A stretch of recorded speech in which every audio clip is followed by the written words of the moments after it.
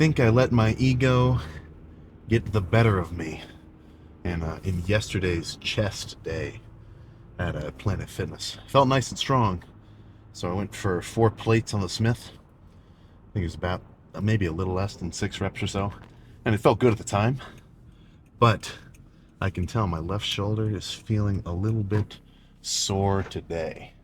Now, I'm not talking like crunchy reps like that, but I think I definitely put a little bit of extra, let's just call it strain, on my rotator cuff, which probably was not necessary at all.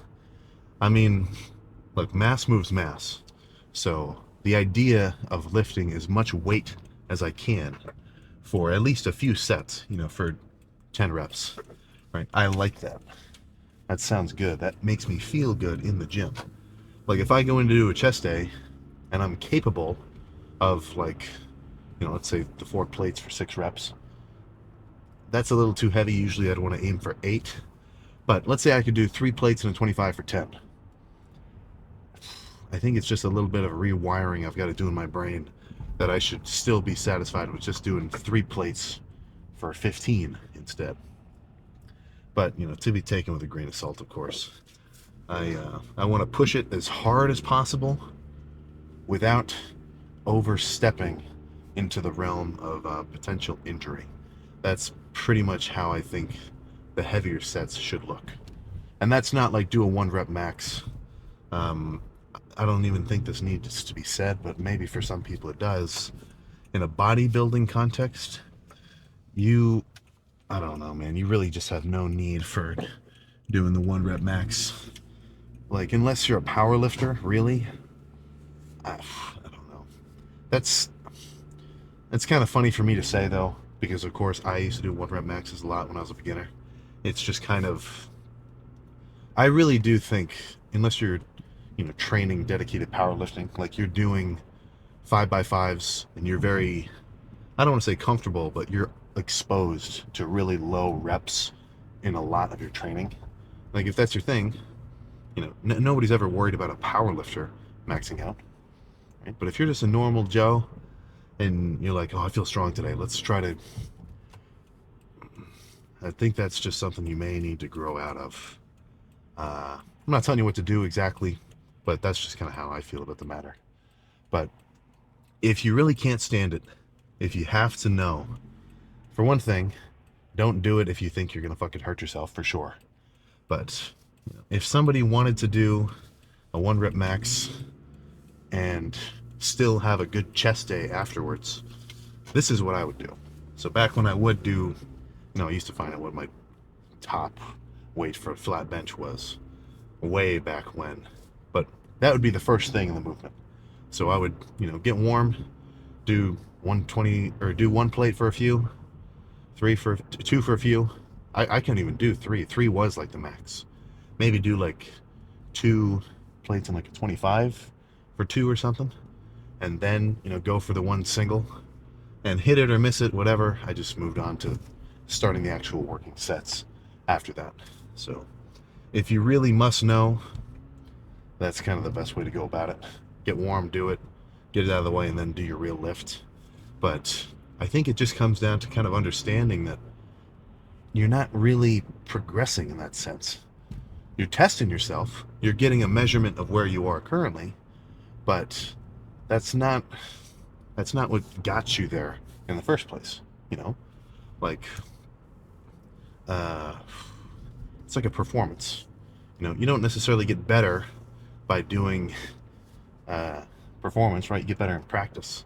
So in that same sense, the reason that you're X number of pounds strong on bench is because of all the actual normal lifts that you've done of legit sets.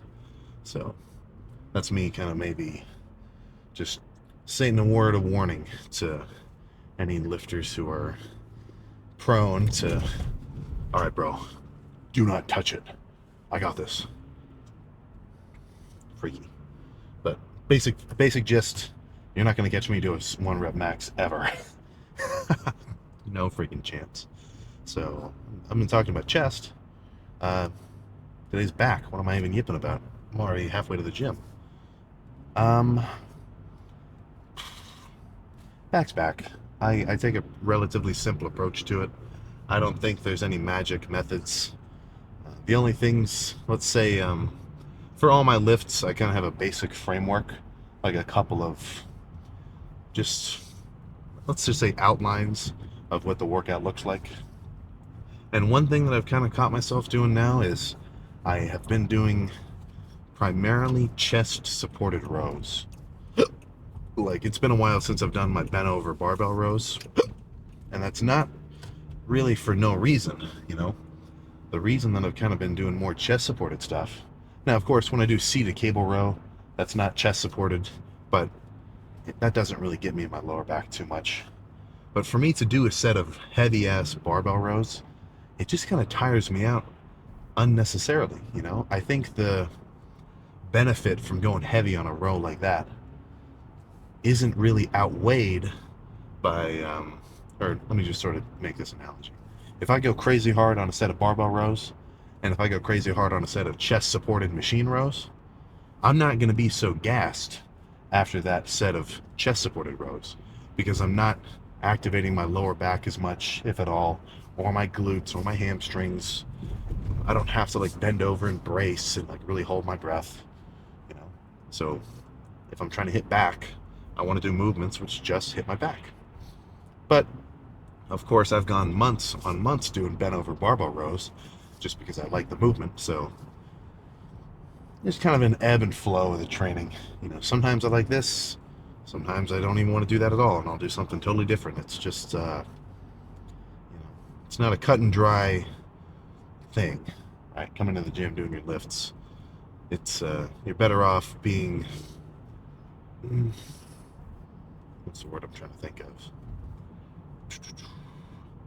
You're better off having a reasonable amount of impressionability, in the sense that if somebody sort of shows you their back workout, you should kind of be able to think, like, okay, would I like that?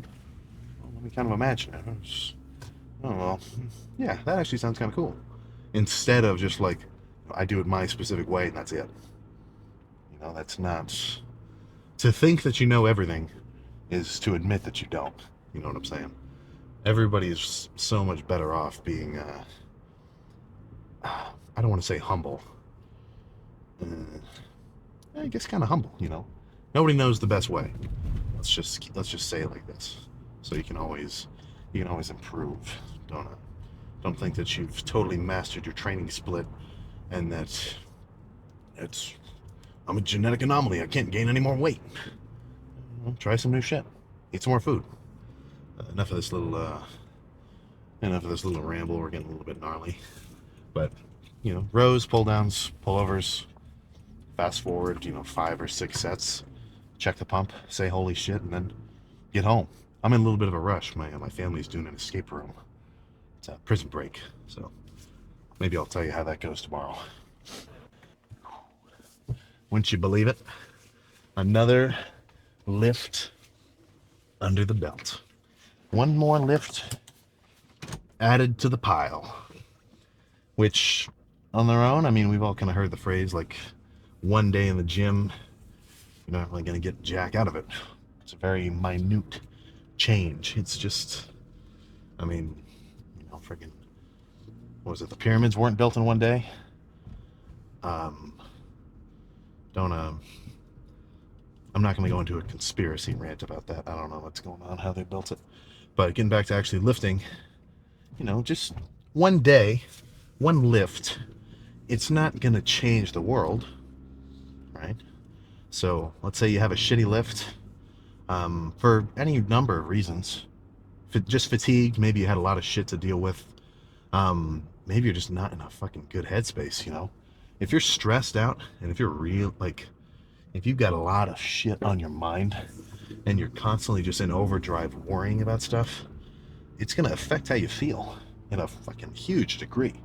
I try to make it a point to be as zen as possible, not get too many crazy fluctuations in like, oh crap, I gotta go do, there's so much, you know what I'm saying? I mean, some shit just isn't worth worrying about, Buddhist style. But, maybe you've got a ton of shit going on. You're not getting a ton of sleep. Maybe you're sick. You're dehydrated. You didn't eat enough food. Um, whatever. Maybe you're just in a bad mood in general. I don't know. Maybe somebody flipped you off because like you cut them off in traffic and you're very upset about it, or anything. Anything. If you have a scrappy lift below average, not ideal. You're not going to want to have every lift be like that. But it's not the end of the world. The quality of somebody's, let's just call it overall trajectory, isn't determined by, how many perfect, awesome, badass lifts they have every month. Obviously, if you have a ton, that's going to help. But, let's say you had like 3 days, which were just, well, I thought I was going to hiccup. Let's say you had 3 days, which were just absolutely fucking stellar. Fully rested, you're fully fucking, it's like, whoa, those were some crazy lifts, nice. Or maybe you had 10 days like that. But if the other 20 were kind of lackluster, maybe you went easy, you slacked off, you took extra rest days you didn't need, then, your cumulative average is going to be below the bar of, at least lower than where it could be. So it's not as though every lift has to be insane, but if every lift, you go hard, you do some good shit, you leave satisfied, at least on average, then you're on the right track. So I don't think that's groundbreaking knowledge or a fucking mind-altering statement to say, but it's worth thinking about. So I think really what I'm trying to say is if you have a scrappy lift, or maybe if you've even had a period of scrappy lifts, like 3 or 4 or even 5 in a row, don't let that discourage you, right? Everything, like I was saying on the way in here, it's kind of an in and out. Like, sometimes shit goes your way, sometimes it doesn't, karma style, whatever, right? But if you keep pedaling, you'll keep moving. You'll keep on freaking moving. Don't worry about it. So, probably enough about that. Back was good. 3 movements, only 6 sets. I was talking to some guys after the gym, or after the lift on my way out, and they're like, "How many sets you do?" I said 6. I'm like, "What? Only 6? It's so low." I don't think so. I think 6 really good sets, that's within the realm of an effective lift. I think it's, I've said this before, I guess it's been a while, so it could be worth doing again. But I feel like in terms of volume, look, that's not the craziest factor. Obviously, if you do 100 scrappy sets or 1 scrappy set, you're not going to get any good results. But let's assume you're going hard on every set. Like, these are good working sets. A lot of weight, or maybe a little bit less weight, and you're really squeezing, whatever. If you do 1 set and then you leave, I'm inclined to believe you're probably better off doing 2. And if you do 2, I think you're probably better off doing 3.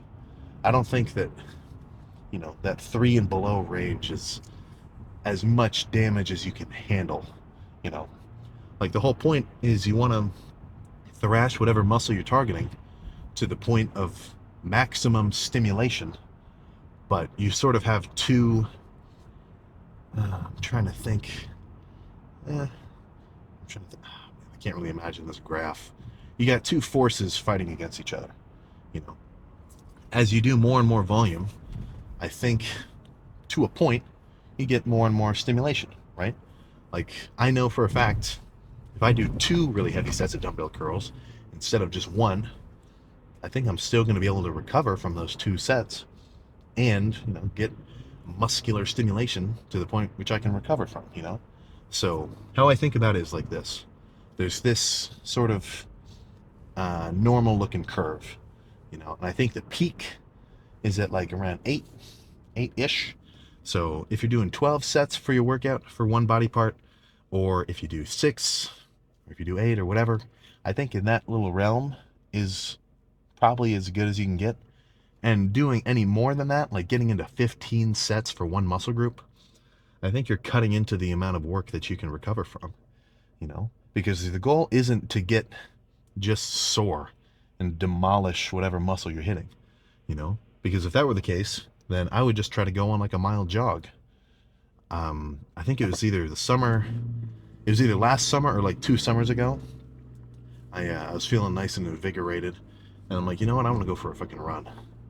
So I think I went down and back on my street or something, maybe a little more than a mile.